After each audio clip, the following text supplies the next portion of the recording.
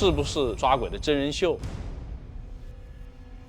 我非常之希望佢就係精神普通的病，回來的師兄無法抑制的產生嘔吐啊。3單人命，呢個地方已經係罪陰之地啦。沒錯10幾個古曼童，全屋企人都係通靈體質。啲影啊嗰啲咧，我細個睇到嘅，佢住下間屋咧，佢又話聽到嘢嘅喎。原來係硬嘢。3支香到頭插咗嚟，你想食呀？我唔俾你食，挑戰佢。做立個地獄，引個靈嚟上身。五雷大將軍，風刀考召法，走啊！用我哋4維之上最高嘅力擺喺個手掌度，一拍。背後的黑手到底是什麼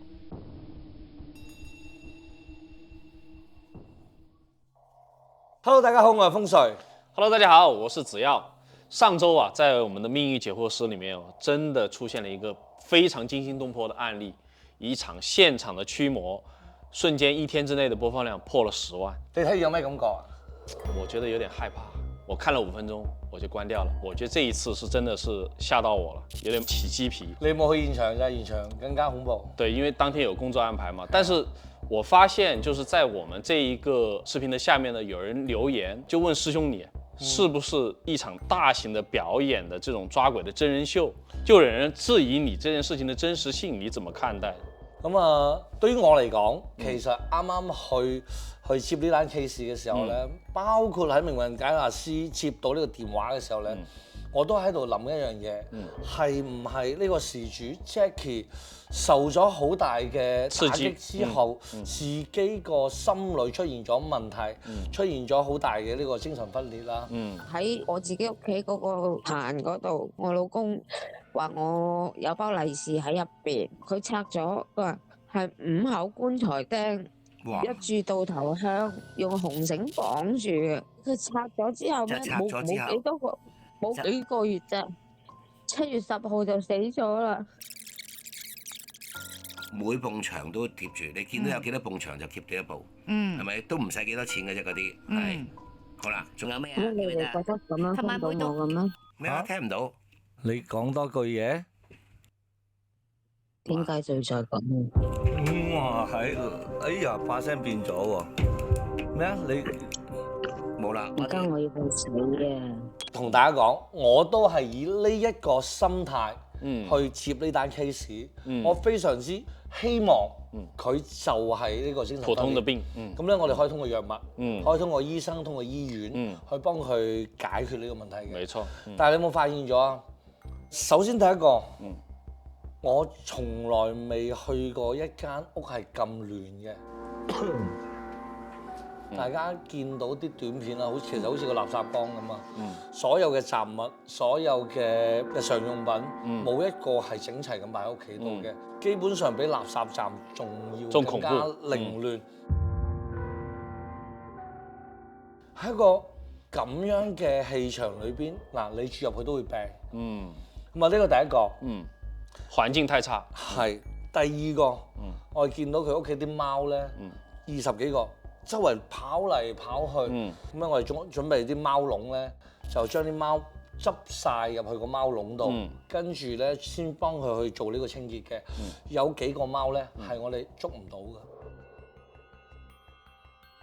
唔係咁多人咁掂㗎嘛，我嚟啦。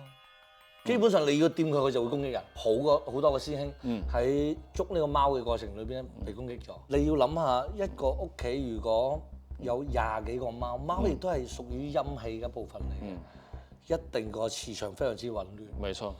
去到第3個點，10幾個古曼童，下邊呢啲就亦都係個師傅幫你請過嚟嘅。咁你而家都冇裝香啊？有冇嘢裝香啊？有。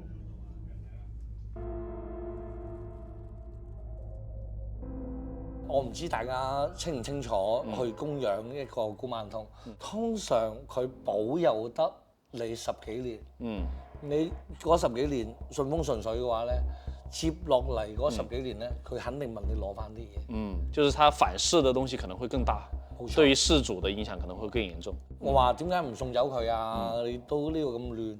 佢話咧，原先幫佢處理呢件事嘅師傅走咗啦，佢自己亦都唔知道點樣去處理。第四個，你知唔知四面佛係擺喺邊度㗎？要他好像是放在他的那個自己住的那個房間嘛。其實四面佛係喺室外㗎。對啊，四面佛正常人來說是在戶外的嘛。係啊。對啊，我知道玉霞閣也有一個很大的四面佛。去過泰國呢啲四面佛全部喺出邊嘅。對啊。所以供神嘅方法又錯咗。仲有咧就係、你有冇睇到 Jackie？阿女咧俾咗一段視頻俾我睇啊。你係邊個啊？喂。你阿毛？真係你唔望嗎？你係邊個啊？真係，你要搞我媽？喂，你唔好出嚟啊！我媽去咗邊？我媽去咗邊啊？點啊？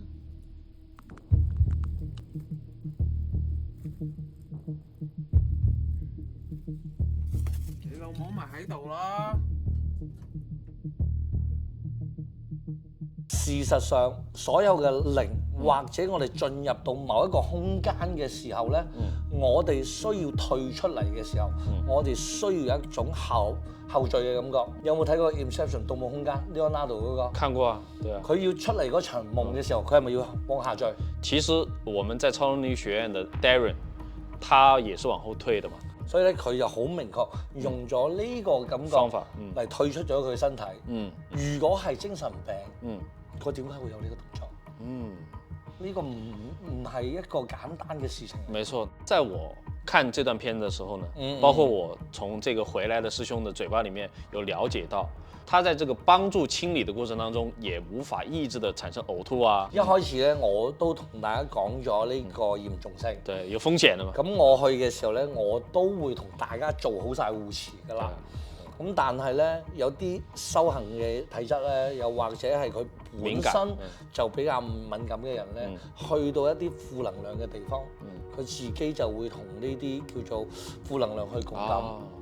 拍攝嘅人都冇乜事喎，但係點解修行人或者修道又會有咁嘅問題咧？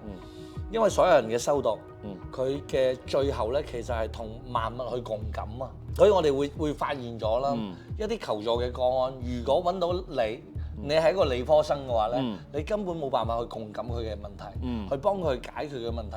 但係你話揾到一啲修行嘅人啊，揾到一啲療愈師啊，去傾一啲問題嘅時候咧，好容易感同身受，好容易入到你嘅內心。沒錯。所以你會發現修行人去幫人類真係解決咗問題之後咧，佢個身體或者佢嘅狀態都會變弱咗，因為我同你同頻，我去苦你嘅苦，傷你嘅傷，最後幫你醫好咗之後，我亦都承擔咗好大嘅責任喺度。沒錯。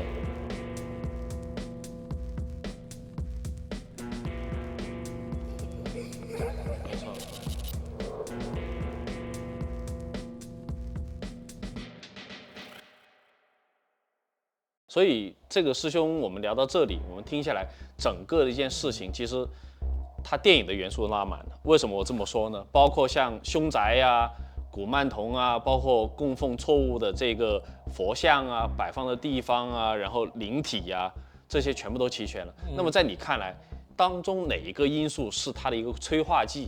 他們整個之間怎麼樣形成了一個這麼兇險的一個局面？可以同大家即係抽絲剝繭嚟講下嘅。畢竟咧呢個冰封三尺咧非日之寒啊嘛。首先我哋從地開始講，佢住嘅呢個地方，成棟大廈3單人命。3單跳樓啊！一個正 BB，傻嘅。一個導遊跳樓。10樓有隻女鬼。本嚟呢個地方已經係罪陰之地啦。沒錯。而佢去住嗰個屋宅，就正喺之前係死過人嘅。一個29歲嘅青年跳咗落去啦。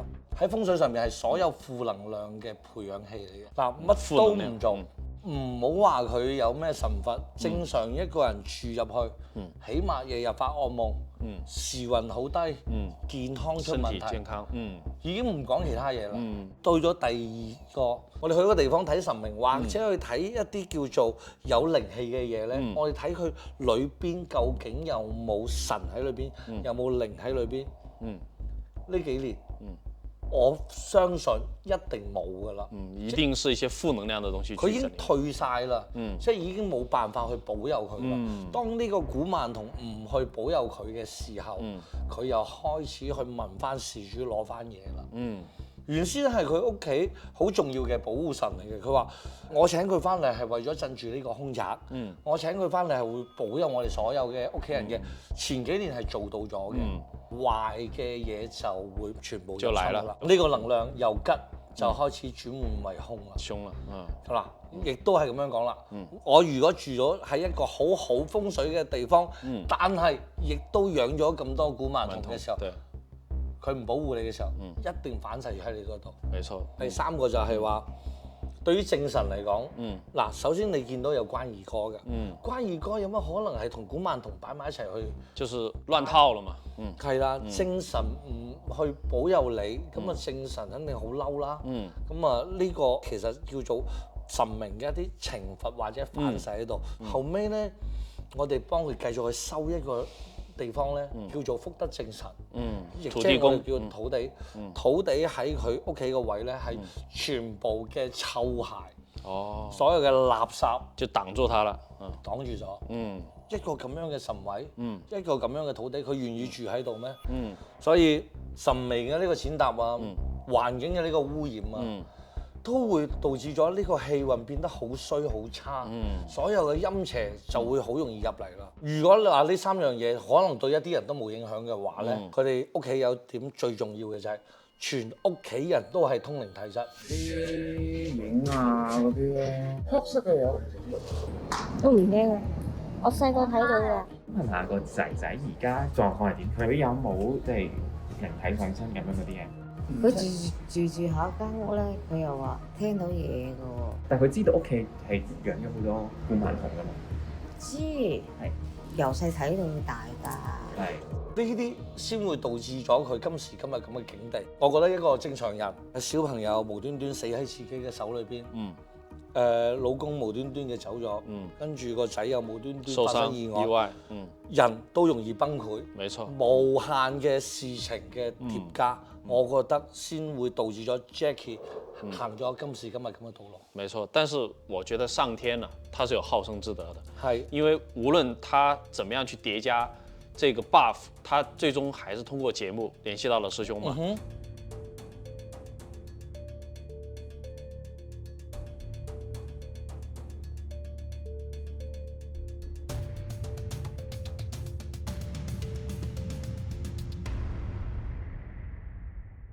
那一段你跟惡靈鬥法談判的這個橋段，其實讓人最有印象深刻的。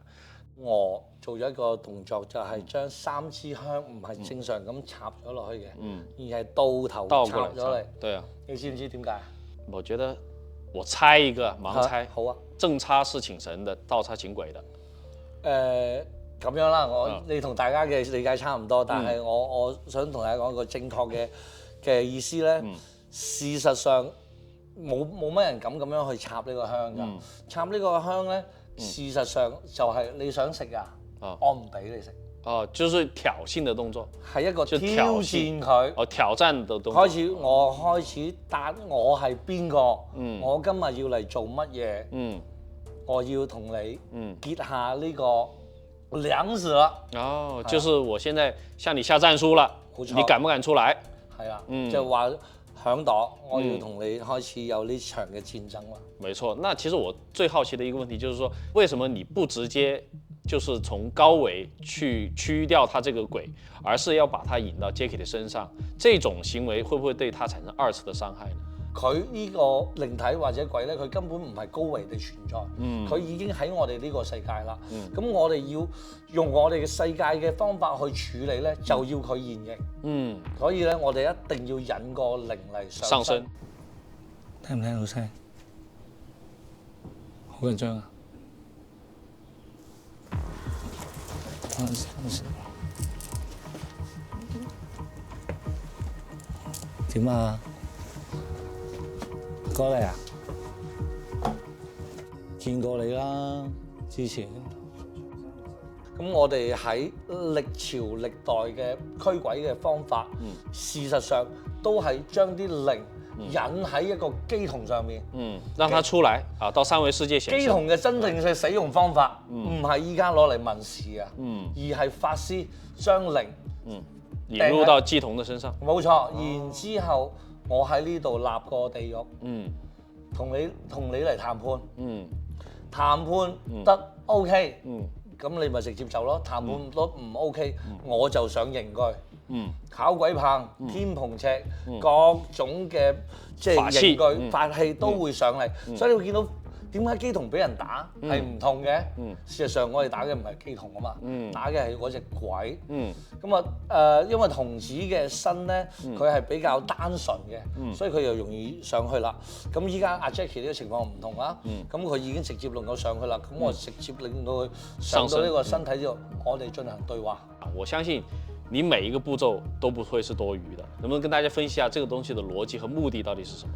靈體去進入一個人嘅身上咧，佢唔係一下子成個入晒嘅，有時候可能係1/10嘅能量，有時候係1/5嘅能量，咁我哋要通過不斷咁去同佢傾偈啊，引誘他，疏通啊，引導，咁啊令到佢個呢個能量實咗先，咁咧你會見到喺呢個過程裏邊啦。你咪收咗幾千年咩？幾廿個人啦，你點夠鬥啊？要將佢個能量再收翻嚟。其實咧有一小段咧，可能我哋比較長啦，就冇拍出嚟嘅。我有啲聖杯咧係抌喺佢身上。用聖杯砸在他身上。嗱，聖杯話俾我知，個神都要收你啊。你今天還不出來，你怕不怕呢？不怕，來試一下。係啦，咁我哋通過呢啲過程咧去挑釁下佢。你會見到呢個過程裏邊咧，我就又叫後邊一位師兄咧，用個五雷掌打佢啦。我哋叫做五雷大將軍。啊，捉住佢個手。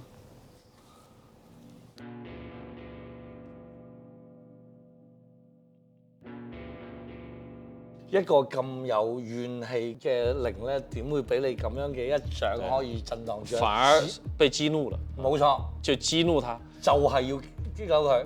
再到咗下一步咧，我其實就喺個壇同埋佢個頭嗰度咧畫咗一個井字嘅。井字。係。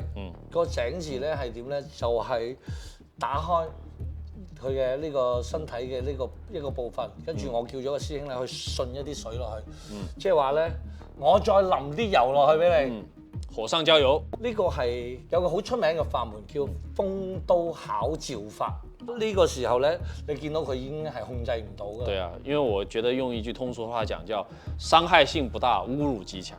傷害性也大，傷害性也很大，侮辱性更大。係啦，冇錯。我發現到佢去到好激嘅時候咧，應該佢嗰啲魂啊，同埋嗰啲靈力啊都過嚟啦，入晒嚟咧，咁就嚟啦。咁呢個人體嘅痛點咧，你又死啦。咁我即刻撳住佢人中先。睇下點啊？走啊！我哋通過三維世界最強嘅陽氣，大拇指喎，再嚟用我哋4維之上最高嘅力擺喺個手掌度。一下，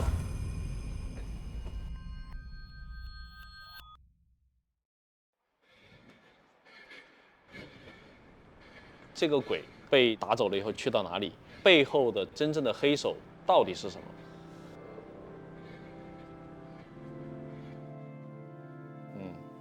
嗱，我同你講，鬼咧係有2種辦法去對付佢嘅，一個叫做驅。一個叫做收。事實上，阿英我哋收咗。因為那個罐子嘛，封魔的罐子。點解阿 Jackie 我冇收咗佢咧？未係時候。時候未到。咩叫未係時候咧？原來咧好多人係聽唔明我最後講嗰一句説話㗎。佢要破嘅係心中嘅魔，佢係病啊。佢係要做好大嘅手術啦，但係佢目前嘅情況唔足以去承受呢個咁大嘅手術。我講佢嘅病係佢依家身體嘅狀況，同埋同鬼魂呢個合真嘅情況。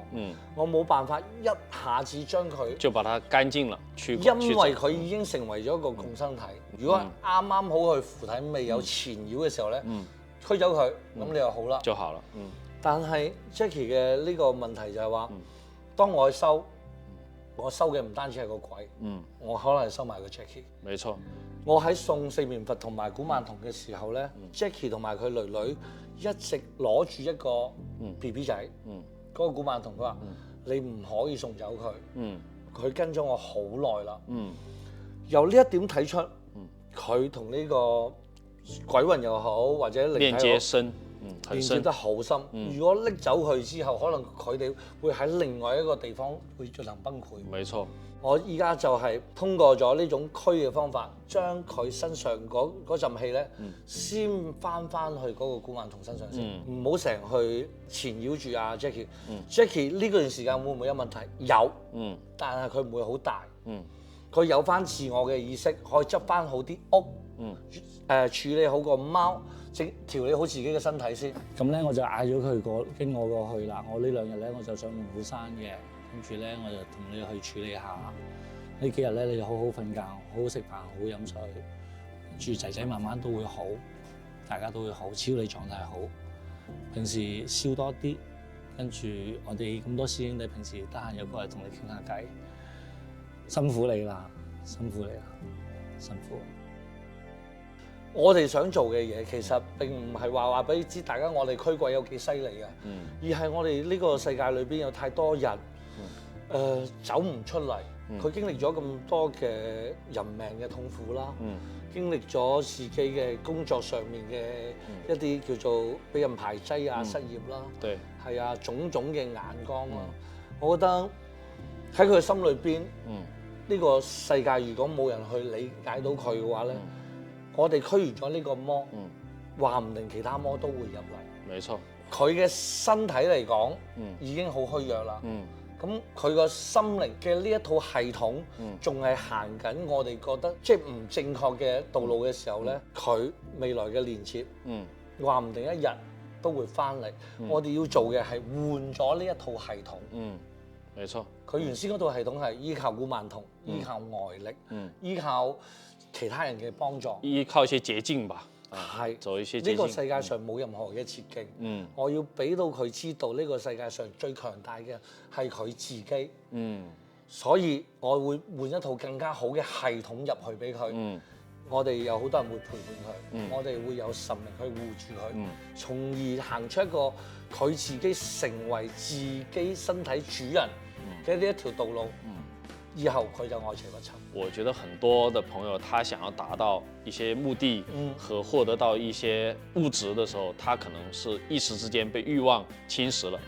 被慾望侵蝕的時候，那些負能量也會不知不覺佔據了他。但是我相信我們道家的文化也好，其實更多的是內在的這個沉澱和內在的一種堅定。破佢嘅心中嘅魔係好容易嘅，但係醫佢心中嘅魔係最難嘅。沒錯，真真正正嘅解決咧，唔係好激烈咁樣將佢身上嘅所有魔進行激烈嘅對抗，滅晒殺晒。